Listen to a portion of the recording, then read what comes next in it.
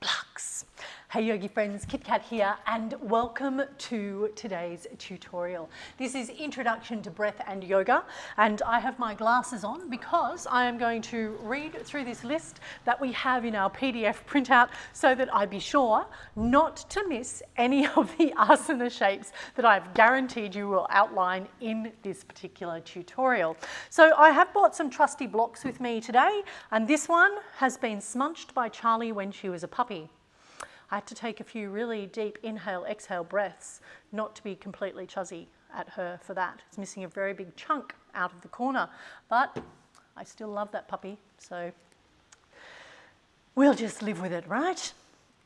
So, what we're going to do in this tutorial is I'm going to move through this list of asana. We're going to look at the Sanskrit name, that was a mosquito, and we're going to look at the English name, and we're going to look at some alignment cues and possibly some modifications so that you are able to find your way in and out of the shapes with confidence and ease. So, without further ado, let's move to our first shape of the day, which is Tsukasana, or easy seated pose. I'm going to come into a cross-legged position, and for a lot of us, the last time we did this was at school, probably primary school. And if you're 51 or anywhere close to me, or you have just only started your practice of yoga, this may be a shape that you haven't found yourself in for years. So you might think, oh, that's going to be super easy, and then all of a sudden you're tight in the hips, tight in the knees, and maybe you can't find comfortability in the back body. And this is exactly what your yoga asana practice was designed to do, to release all the tensions and the things that bind your body or hold you back from being able to sit in this shape so that you can find stillness in meditation or that mindfulness practice. So how do we make this shape more accessible? I'm going to grab some trusty blocks here. The first thing that I can do is pop the blocks underneath the knees so I've got a little bit of support here. So even for me, that feels amazing. And then as you get more flexibility, you can drop the blocks down and maybe even find the blocks underneath the thigh, a little closer to the thigh, so not up under the knee. The next way is by elevating the hips. So bringing the hips up so that they're roughly the same height as the knee. I'm going to use the block, and I'm simply going to, and I'll turn sideways for this, pop the block underneath my butt and find, again, my Tsukasana. So that actually feels quite good, and you can see what happens. The knees drop down a little bit so they're roughly about the same height as the hips. And then if you're still feeling like you need a little bit of support there, blocks, rolled up towels, or a cushion straight underneath the knees. And that actually feels really good.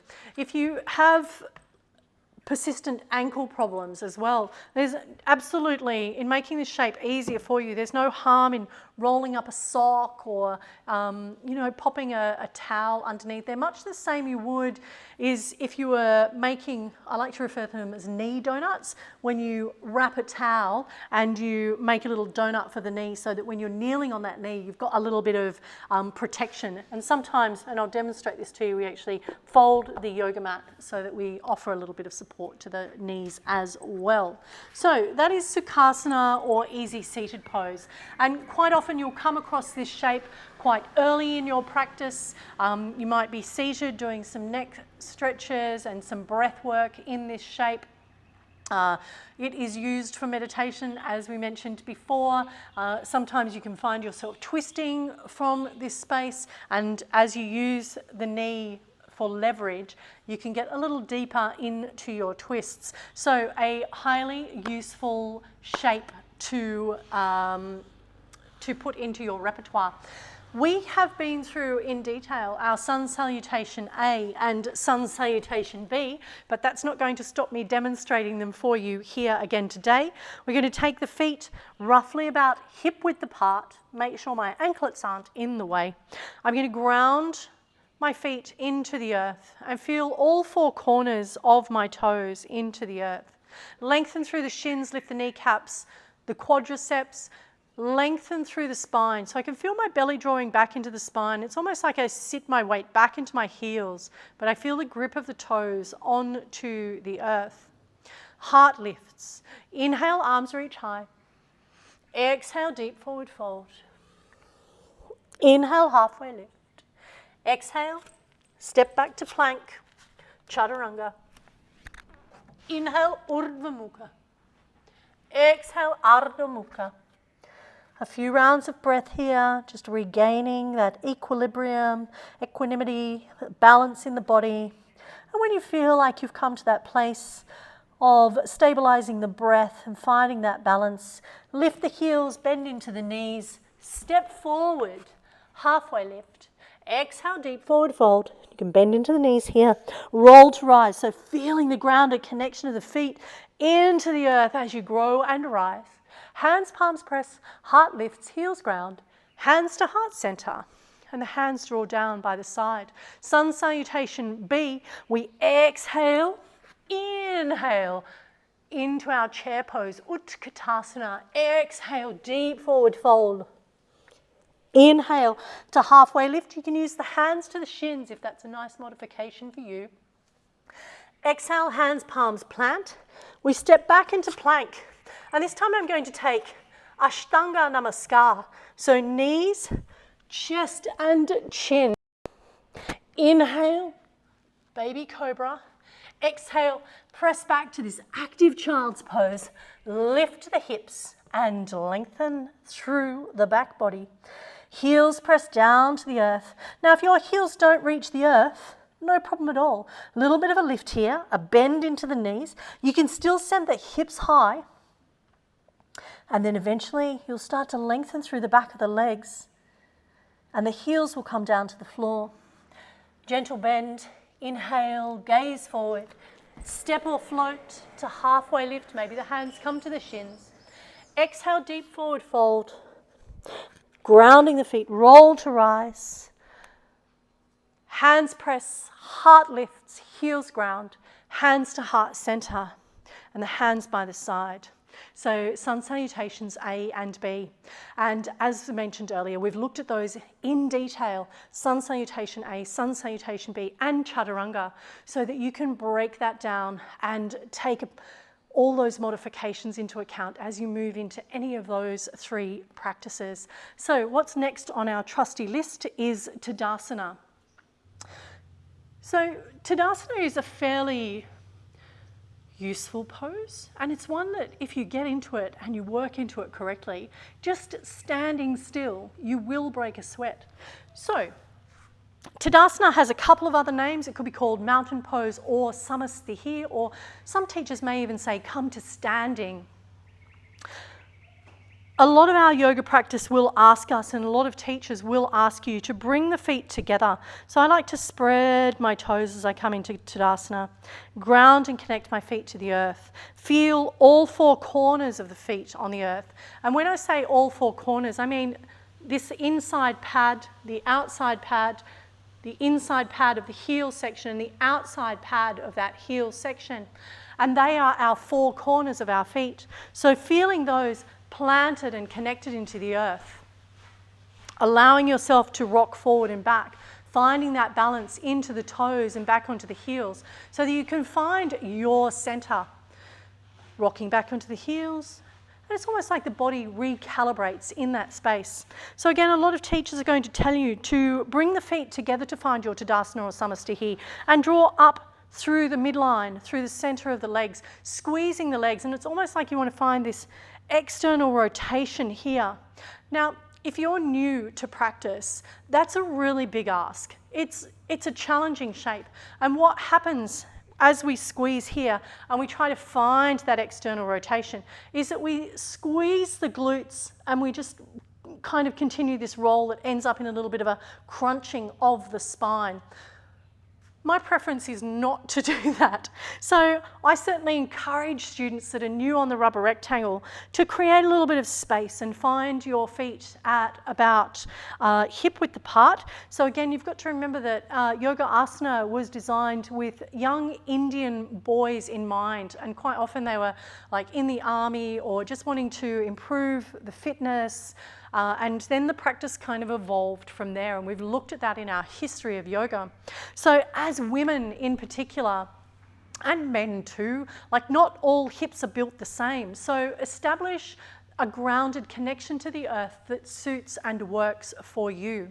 So certainly hip feet width apart, toes spread into the earth, the connection of the 4 points of contact as we spoke about before in the foot, lifting up through the shins, feeling the lift of the kneecaps and the activation of the quadriceps. And an interesting thing, or kind of a how do I find the equanimity between these two things, is how do I lift the kneecaps but not lock out the legs? So not lock the legs, but just find that gentle lift and feel the activation of the muscles around the leg that lift the kneecaps.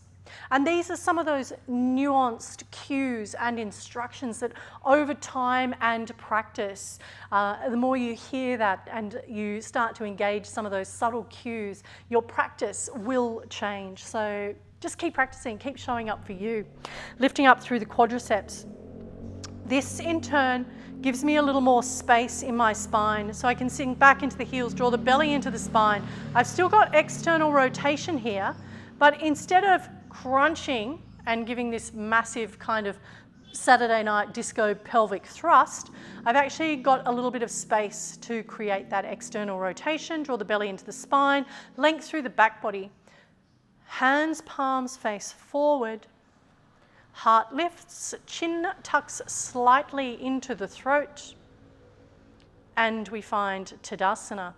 So Tadasana is actually the starting point for every single shape that we make in our yoga asana practice. From here, as we lift in and to start our sun salutation, from here as we come into Ekapata Tadasana, as we shift and we come from Tadasana into Uttanasana, it becomes the basis for every single shape that we make. So that's Tadasana. As I said, if you are staying in Tadasana for any length of time, you will bust a sweat. You are working in that shape. And it's a really beautiful shape to help with postural corrections and alignment of working into your other shapes as you move through your asana practice. So what's next on our list? Trusty glasses on so I don't miss it. We are going to look at Uttanasana. I love Uttanasana. It's our deep forward fold. So, throughout our sun salutations, we've already met Uttanasana. And Uttanasana, as I said, is our deep forward fold. So, as you come into Uttanasana, I'm going to come into this again from that separated feet. So, the feet hips width apart. So, I've got a really nice steady balance here. One of the things with our Uttanasana is it's going to lengthen through the hamstring, which is the second longest muscle in the body. It has the muscle goes from the back of the knee all the way up into the hip or into the back of the femur. From here, if we don't have a lot of length in our hamstring, we might not be able to touch our toes. This might be as far as we can go. So this is where our trusty little blocks can come in handy. And our blocks or props give us a sense of what might be possible. So a really good place to start here is in your Utkatasana, a little bit of a knee bend, and you can use the props to take a little bit of weight of the upper body. You can rock forward into the toes and heels and just gently allow the spine to open, finding length through the back body here and length through the hamstrings. Putting the blocks aside, if you're coming into Utkatasana, a really nice way to come down is bringing the hands to heart center, bending into the knees, and we want to find this belly to thigh connection. So I'm going to bend into the knees, drop my belly down to the thighs, and then rest or relax through my head. From here I find Ragdoll Pose. So the head is the heaviest part of the body. we want to let that weight of the head draw and release the spine. So this is a really beautiful way, staying in this shape for 30 to 90 seconds, finding that slow rhythmic inhale and exhale, maybe even a little recalibration of the distribution of the body weight over the toes and heels, and eventually finding a little bit more length in the back of the legs. To come out of the shape, a bend, and then roll through the spine. And the reason that we roll through the spine is so that we don't stress out the back body. I mean, there are exercises coming from your deep forward fold that lift into halfway lift and find you lifting all the way up to the top, back to your Tadasana. And that's a really big ask. All your spinal, erector spinae muscles, your QL, it's an ask for the hip flexors, it's strengthen the glutes, it's core work. And by core, I don't just mean the six-pack that's happening here, but all the way, this core section, everything that's happening in here, including the hips and the glutes. So bending into the knees is a really beautiful way to move through your Uttanasana, deep forward fold. So again, if we come into our sun salutation, we're going to lift up here, bend into the knees, bring the hands through heart center, drop the belly down to the thighs, and then release the hands to the earth. If you need to use the blocks here, do so. You can rock forward and back onto the heels and let go of the head so that you're really using gravity to pull you into the shape. And then again, rolling up through the back body as you come out of Uttanasana, deep forward fold. So Uttanasana, deep forward fold appears in our sun salutations. It appears in practice as we work towards lengthening our hamstrings. In our Ashtanga Vinyasa series, there are a number of different Uttanasana shapes. They are also different gravitational spaces, so some seated, upside down. Where else would I look at? Hamstring stretches, things that get you into that Uttanasana shape. So if coming into that deep forward fold is a super big challenge for you and you can't really reach your toes, there's a shape that's called Dandasana, and it's actually drawing the toes back towards the nose and pressing the sit bones into the earth, belly to spine, and lifting the heart space. Now, for some of us, we can't straighten the legs down. So one of the things that I recommend to students that are struggling in this space is to find yourself a wall and back your butt all the way up to the wall. So this might be you today, so you're finding this space. This is really going to help open up the back of the hamstrings. So then I'm going to say, just start to extend the legs away. Now, if this is as far as you can get today, pop a block. I'm just going to reach for this one and demonstrate. Popping a block underneath the back of the knees is going to take the tension out of the legs, and it's going to tell the brain that you can take a rest in this spot, that you've taken the weight off and the muscles no longer have to panic about being in that state. So this is where props come in extremely handy. And then if you take, say, 90 seconds in that space and then maybe over a period of a couple of weeks, you'll be able to eventually straighten that out. But it does take commitment and dedication to the cause. But the hamstring, being the second longest muscle in the body, is a muscle that everyone can work and find a better degree of flexibility than what you are currently living with. And it's all about your commitment to the practice. But moving through from here in that bent knee structure with the back against the wall and finding a little bit more length in the hamstrings can be super duper helpful for your Uttanasana, deep forward fold. So the next shape that we're going to look at, I believe, was Chaturanga Dandasana. So we've actually played with this shape in our sun salutations. So what we might do is look at our Chaturanga Dandasana, four-limbed staff pose. Hands, palms, Remember our starfish. So whenever you go to plant the hand in your yoga practice, we want to feel like we've got space here. If your fingers are like this and you've got a little bit of tension happening in the hands, we want to create some space there. So you've got all of the weight distributed over all of these 5 separate little brake systems that you're going to have. And it almost becomes like you've got a gecko grip happening. And that's going to be super helpful for hand balancing, but also for your chaturanga or 4-limb staff pose. So if you're working into chaturanga or plank pose, chaturanga being the full action or the full vinyasa, and plank pose being the starting point of that, a good way to start is coming out of tabletop. So this is tabletop. My knees are about hip-width apart, the front of my feet are down on the floor, and I'm feeling my hands' palms here. We mentioned before retraction of the shoulder blades and protraction of the shoulder blades, so that activation of the core, drawing the belly into the spine and lifting up almost like you have a cat stretch happening here. So this would be cow, and this would be cat, and we want to stay in that space of active cat, lifting up, protraction of the shoulder blades. From here, we can step 1 foot back and then the other, and here we are in plank pose. So there are so many awesome things that can happen from plank. I like to do core activation here, bringing the elbow, or the knee to the elbow rather, really gives me a really juicy core workout, and I create all sorts of crazy activities around that can play with increased heart rate. It can slow it right down and really focus on some of the core stability, which becomes really handy throughout your practice.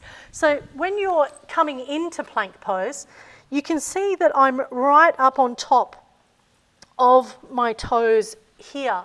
So we mentioned before about mobility and foot mobility. One of the things that I introduce a lot into my practice, and certainly as I'm teaching, is coming into our hero's pose, but tucking the toes underneath and then walking the knees back towards the toes so that you're opening up through the feet. Now, I'm not going to tell you that, even for me, that this pose is anywhere near comfortable. And if it's super stressy for you, continue to open through the toes, but put a pillow or a block under there so you can start opening up through the feet here. And it's really going to change the dynamics of your practice as you roll through from chaturanga, from urdhva mukha back to downward facing dog. Or say in your balancing, if your feet are more open, the toes are able to independently grip the mat, then your balancing is going to become a whole lot easier because you're using each different aspect or part of the foot. So that is a really interesting thing to note. The other way that I practice opening of the feet is from our tabletop, and I simply scrape the toes back on the mat. And I can really feel that opening through the toes. And you can see that that action there really distinctly helps and improves my lift in chaturanga, almost to the point where I can roll onto my toes and hold that shape. So never underestimate the power of the humble toe. Next up on the list is urdhva mukha, or upward facing dog. So again, we've come across this shape in our sun salutations, but urdhva mukha, as I mentioned before, it's a back bend. That is the phrase or the terminology that we use when we describe our heart opening and when we effectively want to bend into the back and gaze up towards the sky. You can see that arch or that curve coming into my spine.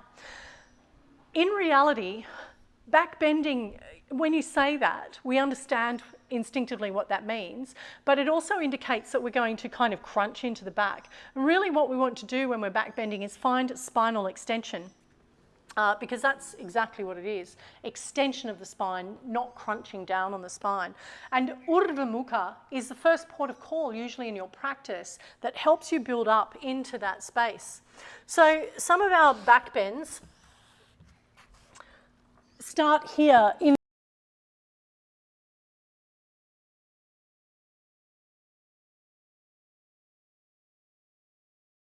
use the glutes as we telescope and lift the heart away so that we're not crunching into the back. So if I just crunch into the back, it can look like that. But if I want to lift up and away, my back bending starts to look a little bit more like a back extension than a bend. Then exhale and release. The mukha is simply an extension of that extension.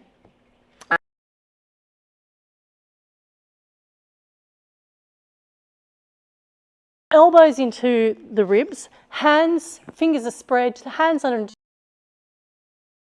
Press the hands into the earth and lift up into Urdhva Mukha. Gaze towards the sky. I think my feet should be slightly separated here. It's going to give me a little more space to lift. And you can see that I can still pull the mat further forward to get into that space before I roll back into my downward facing dog. So I moved the mat. What's that? Like a good, I probably moved in that Urdhva Mukha. I probably moved a good 8 inches over the space of lifting up into that shape. The first section was probably about that much, and then as I dragged the mat forward. So that just shows you the power of lifting through there. When you come into Urdhva Mukha, we don't want to just crunch into the shoulders and into the neck here. I want you to feel like the shoulders are rolling down the back, and it's actually the heart space that's lifting. By the same token, we don't want to crunch into the neck here as we gaze towards the sky. So as we take that drishti, it's almost like you want to lift the heart, lift the chin, lift the nose, and lift the gaze. So that way you're creating length rather than dumping down into the back of the neck and lifting up the shoulders. So what does that look like front on? So if we come through from Urdhva Mukha, I'm a bit sticky on the floor there. I'm lifting through my heart space. You can see my shoulders are rolling down and back, and I'm lifting the heart space. So the shoulders are actually back behind. I'd have to look at them to see them. And then from here, I'm going to lift my gaze and hold. And then eventually press back into downward facing dog. Your Urdhva Mukha also requires the engagement of your legs. So a lot of the time when I see Urdhva Mukha, I'm just counter stretching here. I see this kind of thing happening. I can feel floppy glutes. I can see sloppy legs, sloppy floppies happening. And this is something that, every day when you turn up to practice, different things will become apparent through your practice. So one day your focus is on legs, the next day it's on your spine, another day it's on your shoulders, and the teacher or who's ever leading practice might change the dynamic of that focus for you through your practice and bring your attention or awareness to something else. So it's just another thing to, build into your peripheral vision and draw into your practice. Active legs. So the kneecaps are lifted, and you can see, there we go, I slid forward as I lifted the knees. The glutes are active. The front of my feet are pressing in, so I can slop them down here, or I can lift them up and activate and find more length in my spine as I lift up, and I can roll the shoulders and maybe get a little bit more out of that. Exhale, roll over the toes, press and lift back to downward facing dog. So Urdhva Mukha, he's like the older sister of baby Cobra and Cobra Pose. So it's almost like, the 3 sisters, baby Cobra, Cobra, or Bhujangasana, and Urdhva Mukha, upward facing dog. So pick your poison as you move through your sun salutation and work to your level. So next up is Bhujangasana, or Cobra Pose, which we mentioned lightly in that previous chit chat on Urdhva Mukha. So again, you can have the legs separated at the back, creating space for the hips, or you can zip the legs up. Wherever you find yourself, the elbows are into the ribs, because again, we want to feel that sensation of telescoping the ribs away from the spine. So you can even try and leave the ribs where they are and walk the toes back away from the mat. And you're going to feel that extension through the front body. Fingertips roughly underneath the shoulders. I've got my fingers spread, my elbows into the ribs. I'm going to and lift. Now, there's baby Cobra. If we want to lift into full Bhujangasana, Cobra pose,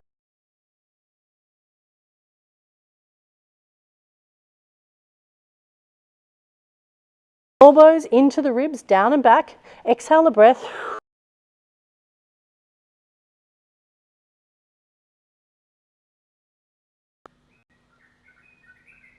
Exhale. And so that is Bhujangasana or Cobra pose. The key points in that shape are elbows by the ribs. So we don't want the elbows swinging out to the side here. It's going to make the shape difficult. And what does this look like? It looks like part of the preparation for Chaturanga, your vinyasa, as you move through your sun salutations A and B. So if you're using Ashtanga Namaskar, and then moving into baby cobra, moving into cobra, a little bit of more of a lift, and then moving into upward facing dog, Urdhva Mukha.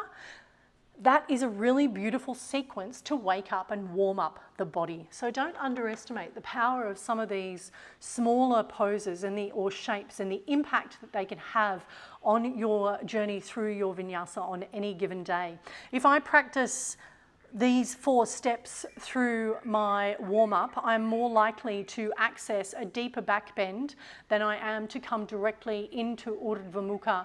And the reason is that I've had this little conversation of breath and movement as I've made my way through my practice that is telling my body that it's okay to open up. I haven't rushed at anything and said, you got to do this today. Because we all know that, you know, if someone says, you got to do this today and places that demand on you, your desire to get that done is probably about an all-time high of 0.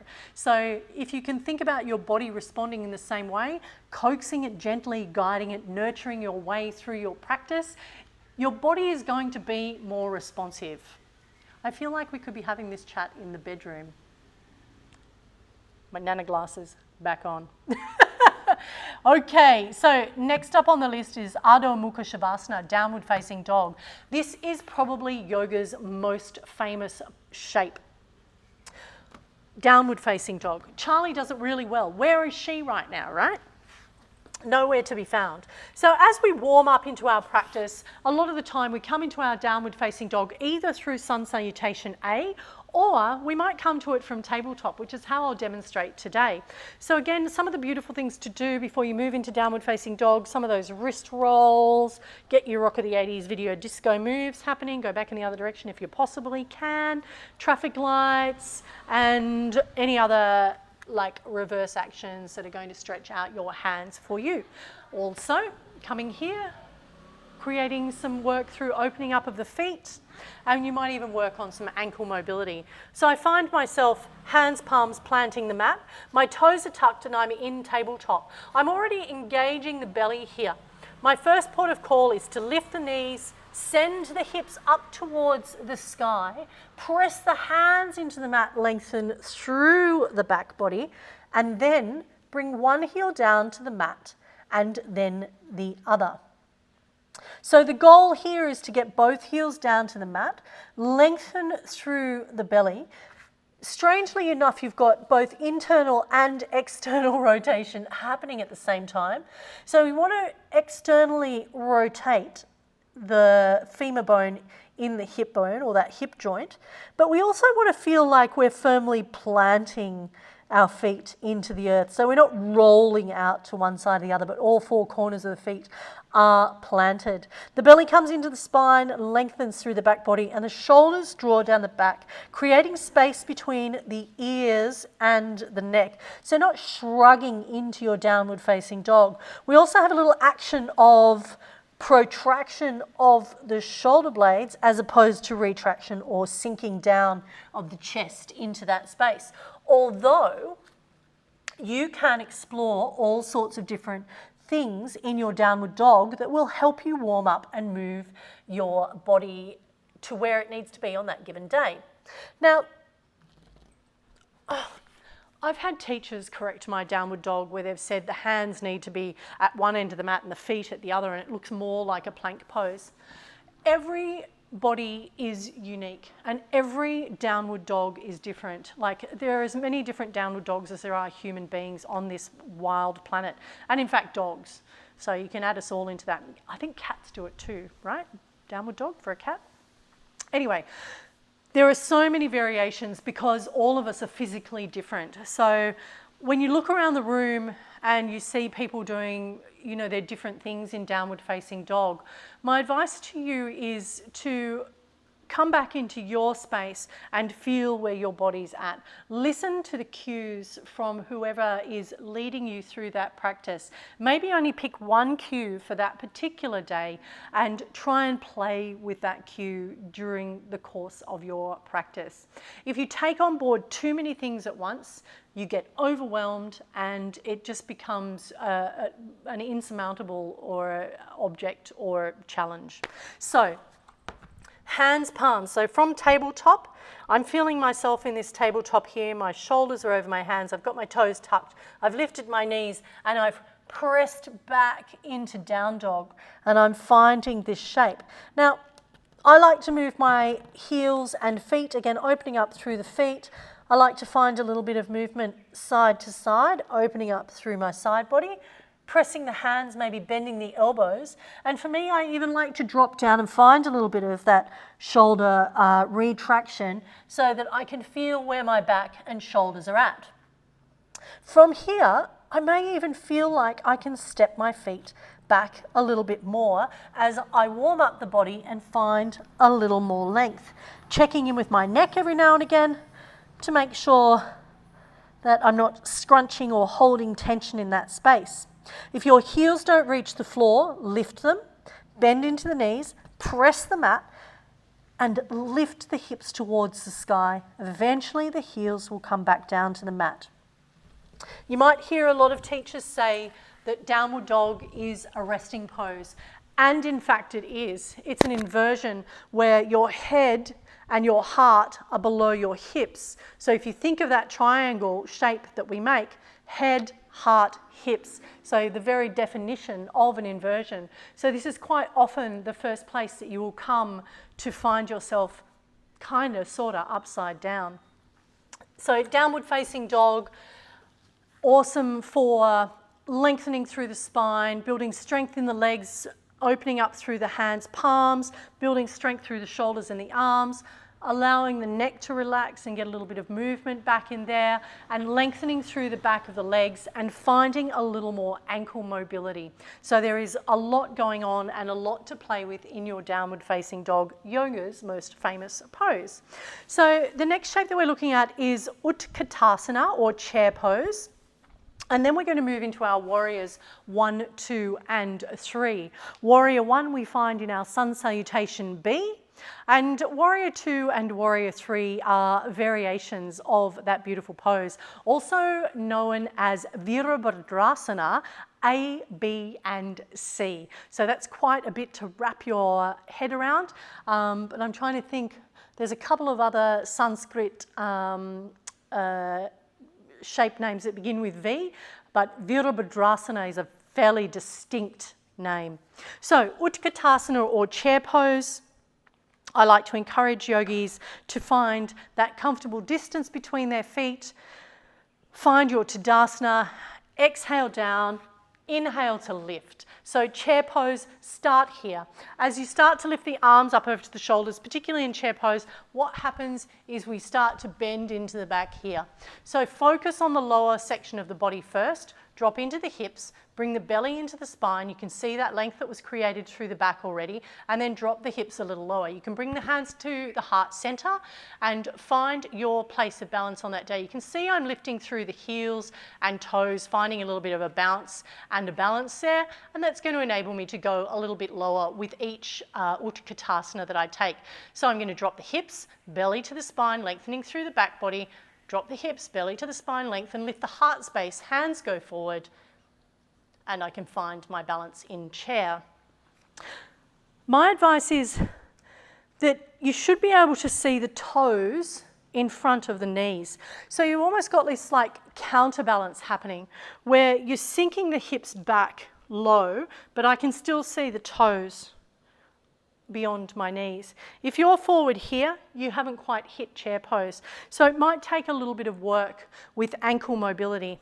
And a really beautiful way to move into that is, and work on ankle mobility, is with malasana. So moving through some of these shapes, if these are accessible to you. And I'm working ankle mobility, lifting up and down, pressing into that shape and working through so that eventually I can get a little bit lower in my Uttanasana. Let's look at our Veerabhadrasanas, our warrior poses. This is about strength, courage, perseverance, being calm in the face of danger. Wonder Woman flying through the skies. Yes, I know, I just had to go there, right? Okay, we looked at Veerabhadrasana A as we came through our Sun Salutation B. So let's revisit that. I'm going to come to Veerabhadrasana A, or Warrior 1, from Downward Facing Dog. A little bend in that right leg, coming through, knee into the chest, the activation of the core. The right foot steps closer to the right hand, and we have that space that's like train tracks. I dial my left heel down to the earth, and I'm going to start pressing that knife edge of the back outside foot into the earth, lifting up, and you can see my hips have already said, I would like to open to the left, and I say no, and I draw it back. So just as in our Uttanasana pose, when you lift the arms here, the tendency is to create a little arching in the back. So bring the hands to heart center or place them on the hips and work into that space, seeing if you can feel those adjustments that you make, rolling the knife edge of that foot, moving this right hip back in space, opening up through that front left hip, and eventually straightening out that back right left knee and bending a little deeper into this front right knee. You could just see then that adjustment, I slightly lifted through the front of this hip flexor, drew the belly into the spine and created a little bit more length in my back body.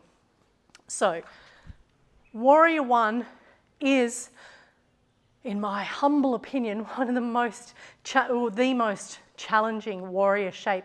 And the reason being is because you've got one leg, one hip square, and you're asking the other hip to externally rotate, but you want to maintain the forward-facing hips at the same time.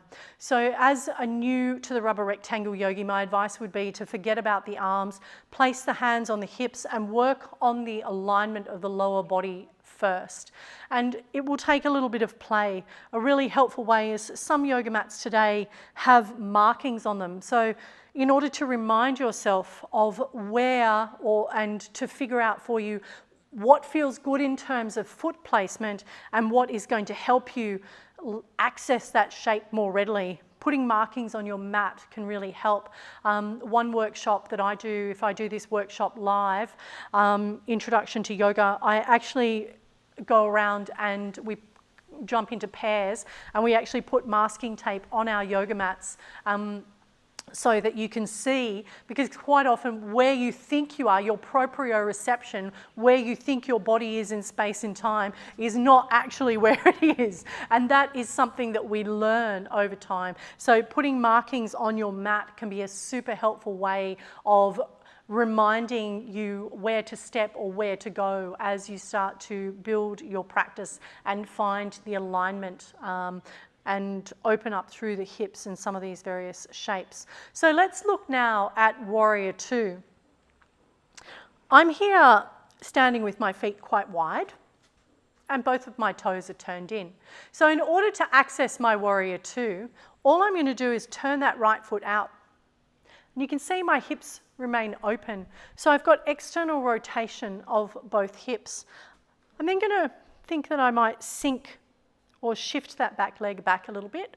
I'm still rolling the weight into the knife edge of that outside foot, but still feeling the whole foot pressing into the earth.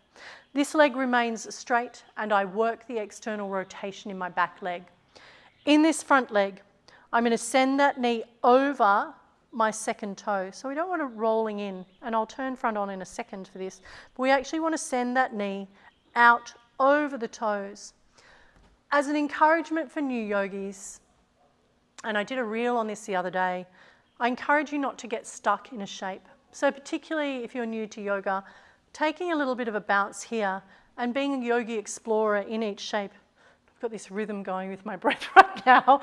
And finding your way down into Warrior Two can be really, really helpful. The belly draws into the spine, and this creates a little bit of opening through the low back and continued opening of the hips in this external rotation. Eventually, I lift the arms to shoulder height and I gaze forward over my front hand. Both fingertips are reaching in opposite directions. At the same time as I'm pressing down into the mat, I've activated the inside of my thighs, and it's as though I want to pull my feet back together, and you're like, oh, what? She's asking me to press down and pull up. So eventually, building strength in the legs, you'll get the sensation that you actually want to lift through the underside of the leg in the adductor on the inside of the thigh, and that in turn is going to help you with that external rotation and get a little deeper into the shape. If you're finding you've got a little tension in the shoulders, hands palms up, drop the elbows, and the shoulders will drop down the back body. You can keep the shoulders there and re-find your alignment in Warrior Two. So I'm going to come out of that shape and I'm going to show you this shape facing in a different direction. So with my mat also facing in the different direction. So remembering how to get into Warrior Two, and there's a gazillion different ways of getting there. You can get there through downward facing dog. You can get there from Ekapata Tadasana. So I'll demonstrate all of those in just a moment. I'm going to turn my right toes out. So my feet are in the same point. So if I use the floorboards here, I can see that the floorboard markings, both my heels are in the same space. I'm going to turn that heel out. A good measurement is actually like position number 3 in ballet. Squirrel, squirrel, squirrel, squirrel, squirrel the foot forward, and there you have it. Back knife edge of that foot into the earth, lifting up through the insides of the thighs, finding a little bend into this front knee, always thinking about length in the back body, drawing the belly into the spine. And I'm exploring in this space. Now, there's a really big cue that teachers use, which is don't let the knees go over the toes. I don't use that cue personally because I think the knee is designed to do a whole raft of things, but we don't want to injure a perfectly healthy knee. But the reason for me, if I was to give that cue ever, it's about stability is all, because you want to feel the grounded connection of the whole foot on the earth. If your knee is going over your toe, just the likelihood of you wanting to lift up in the heel is there, and I'm just going to ask you to find the grounded connection in the foot and then explore that shape. But I can already see here that my knee is going slightly forward of my toe in that space. So I don't want you to panic about that. What I want you to think about is finding your balance and where's the best space for you to find that grounded connection. Now, I can see that my knee is wanting to track over my toes, and I can feel the activation of that external rotation here. The belly draws into the spine. I can travel a little bit deeper and take the arms up, gazing over the front middle finger and really reaching those hands forward and back. To get out of Warrior Two, windmill the hands down to the floor, step back, and how about that? Take a vinyasa. Press back downward facing dog. So from here, I'm in down dog. How do I get into Warrior Three? I'm going to bring my right knee into my chest, step forward, and I'm going to reach my hands slightly forward here and lift my back leg to the height of my hip. And Charlie's just joined us. I'm going to lift my left hand, same arm as leg, and lift my right hand, and I come to Warrior Three in this balance.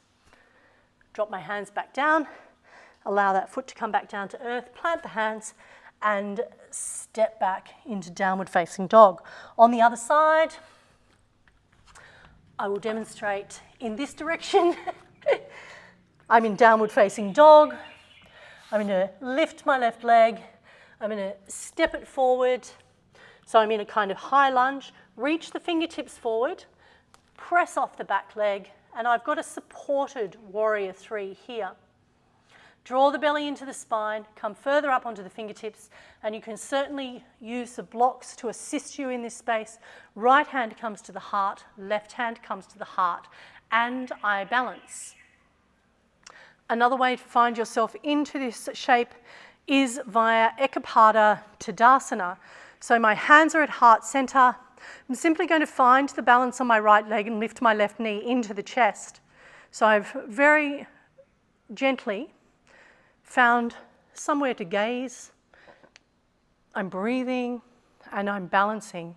Steady gaze, steady balance. I'm now going to send my heel back. The beauty of this shape is it keeps your hips square, and that's exactly what we want to have happen in your Warrior 3, is that if you move into this balance, the toes remain focused or facing down to the floor, lengthen through the leg, belly to spine, heart lifts ever so slightly, and then you can come all the way back to Ekapata Tadasana, drop that leg down, take an inhale, exhale, and there you have it, Warrior 3. So Warrior 3 is a challenging balance, there's no doubt about it. And I'll tell you right now, I've fallen out of Warrior 3 100 million times.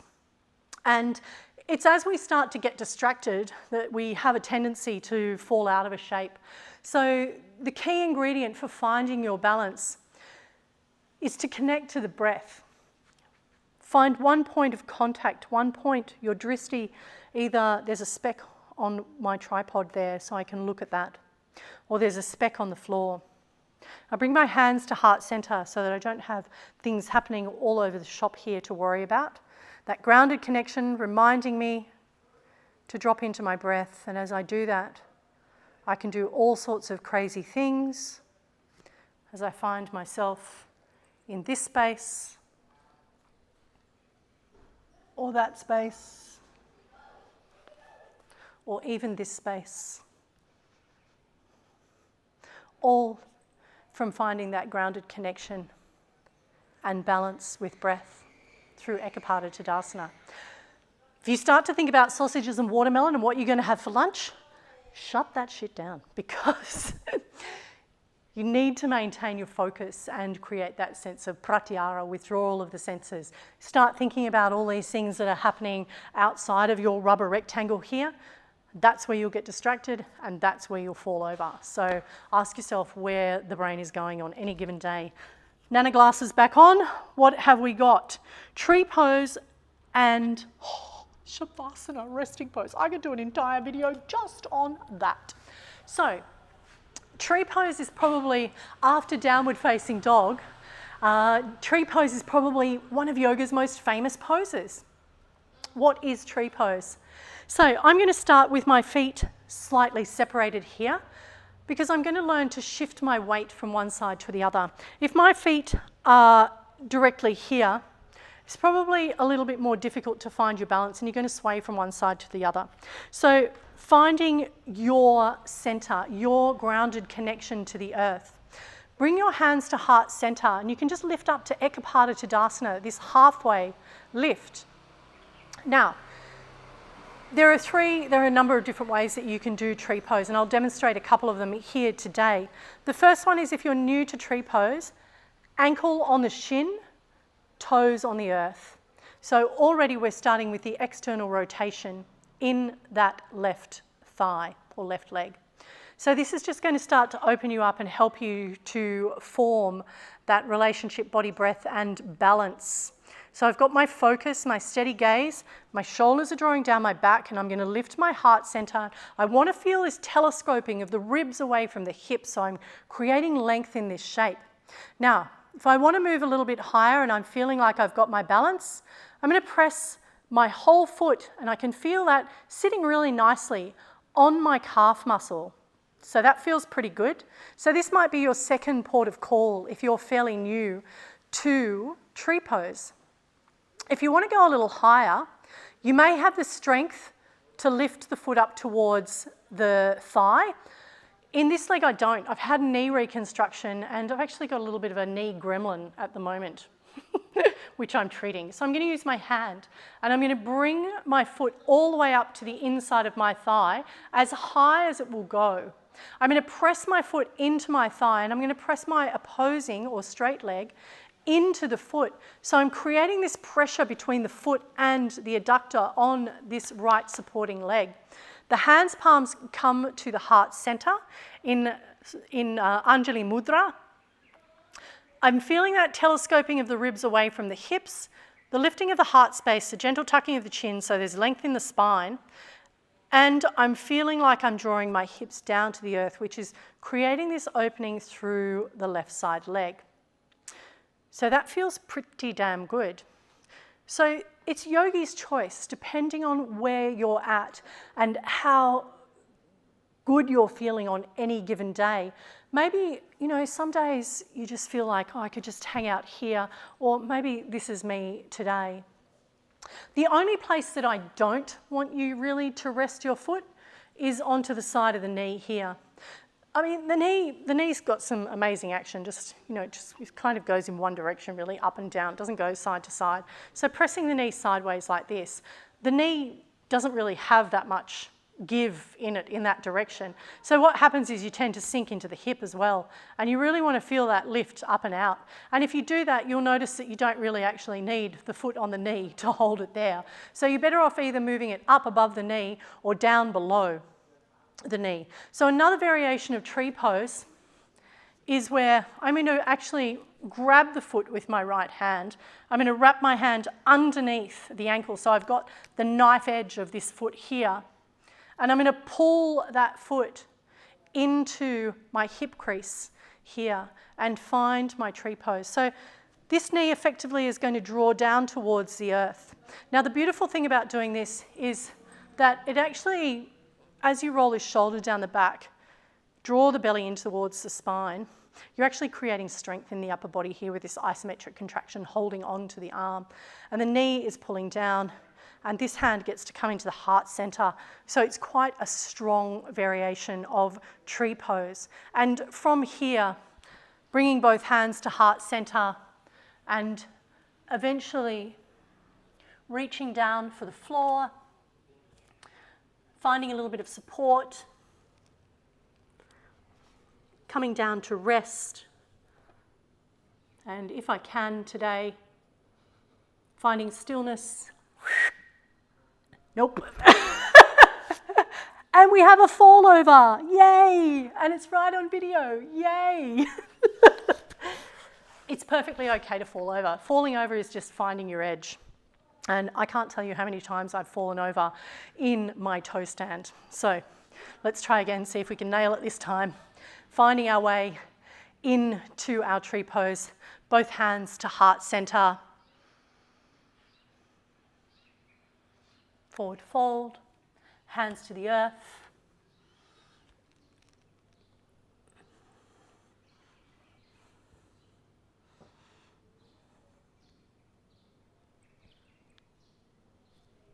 And coming back out the way we went in, engaging the belly.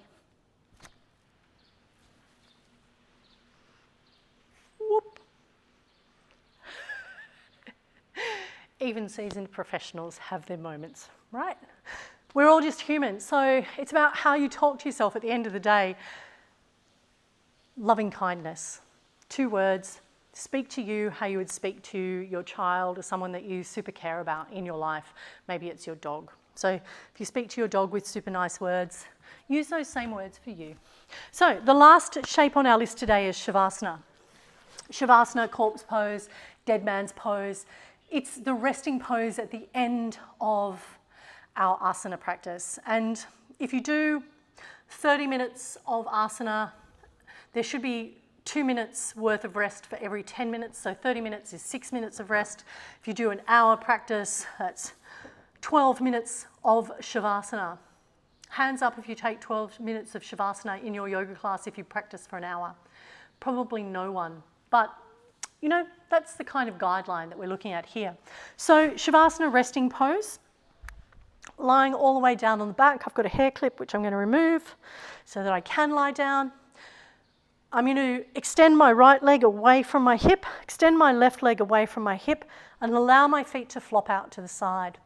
My hands, palms are facing up to the sky, and I can kind of feel I've got a scrunching in my shoulders right now. So I'm going to dig my elbows into the earth, tuck my wings away, Lengthen through the back of my neck and find a deep inhale breath. Exhale and release. And it's in this shape, Shavasana, that we surrender deeply to the earth, close down the eyes, and just allow all the work that we've done in our practice to settle in and find a home in this physical body. This is a beautiful way to connect in with Gaia, Pachamama, Mother Earth, and feel the heaviness of the body as you let go of the practice, let go of anything that's happening around you, and find yourself in a deep surrender. Now, for the purpose of this tutorial, as much as I would love to stay here and have you observe me in 15 minutes of Shavasana, I'm not going to do that. So let's pretend we've fast forwarded it to those 12 minutes after this hour of practice. I'm going to bring my heels back to my butt and I'm going to roll over to my left or right. After you've drifted off in Shavasana, don't rush out of this space. So I like to remind myself that this is a fairly childlike shape. And it's a place of joy and remembering our courage and fearlessness and that sense of adventure that we had as kids that sometimes as adults we lose. So being in this shape and having that moment to remind yourself of that childlike state of joy is a really beautiful thing. Plant that hand into the earth and lift yourself all the way up. And generally speaking, you will come back into Tsukasana where we started this practice today, or this tutorial today. And if you've got a vinyasa or a yoga teacher or an asana teacher that's worth their salt, they will allow you to find some stillness in meditation in this space. Maybe they will even engage you in the practice of Om. Om.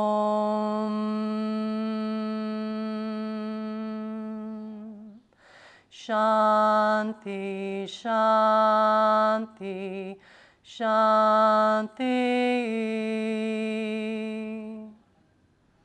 And allow you to sit in meditation while you find stillness of the mind, just allowing your effortless superpower, your breath, to guide you and be your anchor in your meditation practice.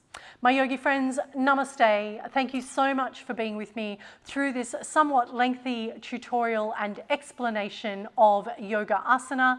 And I will see you on our first vinyasa flow and our yin practice. Namaste, yogi friends. Have a fantastic day.